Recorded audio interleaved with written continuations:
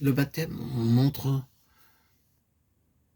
que nous prenons notre place en Christ, notre représentant, et que cela signifie la fin de tout ce que nous sommes en nous-mêmes. Ce ne sont pas seulement nos péchés qui ont été enlevés, c'est nous-mêmes, qui sommes si entièrement différents de Christ. Au point de vue de Dieu, c'est la fin de nous-mêmes. Comprenons bien cela, c'est le point de vue de Dieu. Dans la mort de Christ, Dieu a mis fin à nous-mêmes, à notre vie naturelle.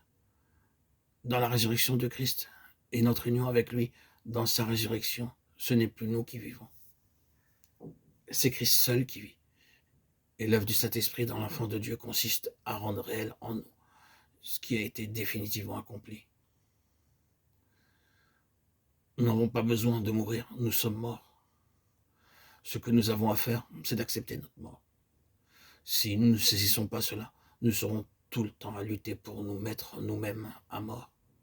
C'est une position à accepter qui, en ce qui nous concerne, est aux yeux de Dieu une position établie. Voilà ce que signifie nous considérer comme morts. C'est prendre la place que Dieu a appointée pour nous. C'est y entrer en disant « J'accepte la position que Dieu a désignée pour moi-même. La tâche du Saint-Esprit sera de s'occuper du reste. Mais j'accepte la fin. » Si jamais nous arrivions, vous et moi, à un point où nous détournions de l'action du Saint-Esprit en nous, ce que nous ferions alors serait plus grave qu'un simple refus de confirmer la route, de la continuer. Ce serait le reniement de la position originale que nous avions prise.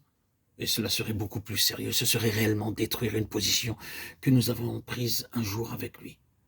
Oui, le baptême est donc cet autel où Dieu nous regarde comme morts avec Christ et où nous entrons simplement en disant « Cette position que Dieu a voulu, en ce qui me concerne, c'est celle que j'accepte maintenant. » Et je rends témoignage ici, par ce baptême, au fait que j'ai accepté la position désignée par Dieu pour moi, à savoir que, dans la croix, j'ai été amené à la fin de moi-même.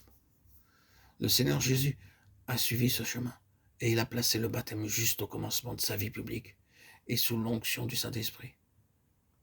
Il refusa absolument, à partir de ce moment, d'écouter ses propres pensées en dehors de Dieu, de se laisser influencer en aucune manière par les suggestions dictées par sa propre humanité, quoique sans péché, mais en dehors de Dieu.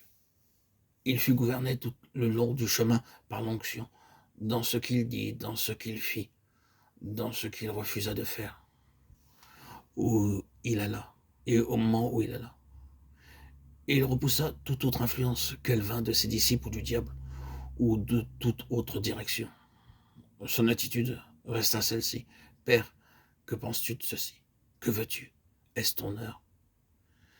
Il disait sans cesse, en fait, non pas ma volonté, mais la tienne, non pas mes jugements, mais les tiens, non pas mes sentiments, mais ce que tu éprouves en cela.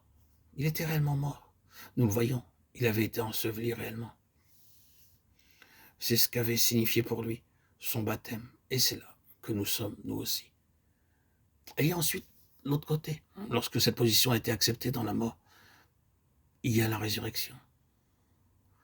Cependant, comme nous l'avons dit, c'est la résurrection en Christ, et au point de vue de Dieu, c'est la résurrection non seulement en Christ, mais sous la souveraineté de Christ, la tête, ou en d'autres termes, sous l'autorité pleine et finale de Dieu investie en Christ. De sorte que Christ soit notre pensée, que Christ soit notre gouvernement. Sa souveraineté. Or, lorsque les croyants au temps du Nouveau Testament avaient fait le premier pas dans le baptême, qu'ils avaient déclaré leur mort en Christ et étaient ressortis de l'eau, alors des membres représentatifs du corps, ce n'était pas toujours exclusivement des apôtres, leur imposer les mains sur la tête et prier pour eux, et le Saint-Esprit attestait qu'ils étaient dans la maison. L'onction qui reposait sur Christ, la tête, venait maintenant sur eux en Christ, non pas une onction séparée, mais une onction en Christ.